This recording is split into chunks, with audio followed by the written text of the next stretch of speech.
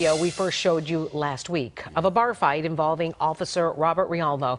It's just the latest trouble for the officer. He's also under investigation for shooting and killing two people back in 2016. Now his attorney has set up a GoFundMe page to help the officer fight what he calls unjust charges brought against him. Joining us now is Officer Rialmo's attorney, Joel Brodsky. Joel, thank you so much for coming in. It's my pleasure. Well, we saw that video and the bar fight, and of course, we only know what we see. What happened in that bar fight?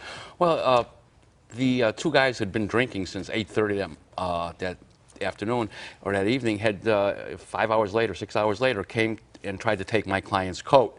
When he grabbed it and said, "No, it's my coat, give it back to me," they pulled it back, or one of them, the first one, pulled it back from my client, said some very nasty things to him, threatening things, and then made a motion like he's going to strike, or, he's ready to fight. And you don't have to sit there. If somebody threatens you and then makes a motion like they're going to hit you, you don't have to sit there and wait to get hit. My client defended himself and pushed him away. And then his other friend jumped in, and the rest you can see in the video. But the part that you really can't see very well is the initial confrontation, or what happens just before the shove. It's blocked by a chandelier. And there's there's always a lot more. The video, and it doesn't. Videos never look good because you see my client. He's a former Marine, defending himself very well as he was trained to do, but it doesn't look pretty. But he was acting in self-defense because somebody threatened him and was going to take a swing at him. So this affected his job, or at least his position at the police department. He was on desk duty pending this other investigation we're going to get to in a moment. But right now, what's his status? Well, he's still on desk duty. He doesn't have arrest powers anymore, but he's still on desk duty. Getting paid. But obviously, this is something he never wanted. The investigation itself, the COPA investigation, the one from 2016, is still ongoing. We're finding out a lot of things as that goes on. And let's give people a brief synopsis on that. This was when Officer Rialmo, the day after Christmas, back in 2016, right after the Laquan McDonald video is released, he goes and he shoots a man who he says came at him with a bat. And Betty Jones, that's Quintonio LaGuerre, Betty Jones is also killed in the process. There's an investigation. COPA's doing their part, but they say that it was not a justified shooting. But you say the work is not done yet.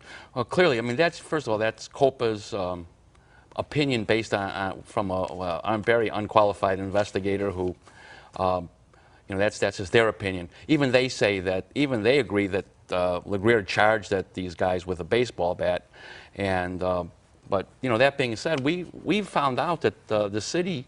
COPA's paid $17,000 for a consultant, a police lieutenant from Boston, and now they're hiding, refusing to release his opinion, didn't give a formal report, but what his thoughts were. And they didn't ask for a formal report. And the reason you don't ask for a formal report normally is because he's going to give you a report that you don't want to hear, which would have been a justified shooting. And now they're refusing to release that, even though it was paid for by the public. So the public has a right to know what they paid for, what this man's opinion is on the shooting.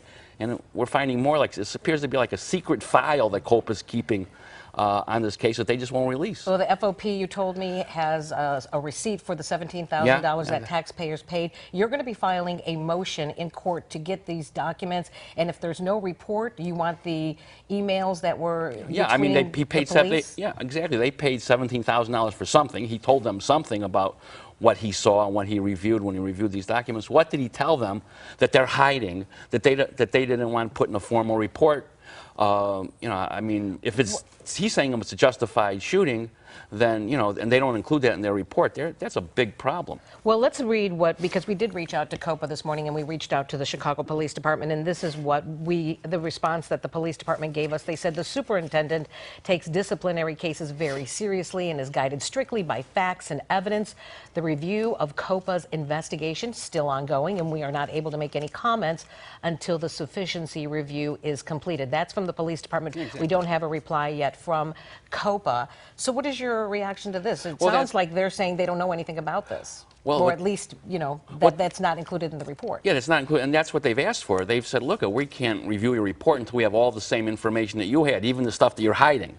And I know that Eddie Johnson's requested all these documents, even from Lieutenant Harrington, the lieutenant from Boston. Who did this report? Who did this, or at least consulted, what he said. And everything else that they have. I think there were 42 videos that were missing from what they tendered to Eddie Johnson. And he said, no, I want to see the same videos that you saw. So it looks like Eddie Johnson is doing his job, which reinforces that, look, what COPA said is just their opinion of one investigator who, isn't a trained forensic investigator in the first place. It's not a finding of a judicial body after a hearing, and it shouldn't be taken that. It's just what one person thinks, and nothing more. Well, Joel Brodsky, thank you so much for coming on this morning to talk about Officer Rielmo, his case, and please let us know how that motion goes when you file it tomorrow. I'm looking forward to seeing it.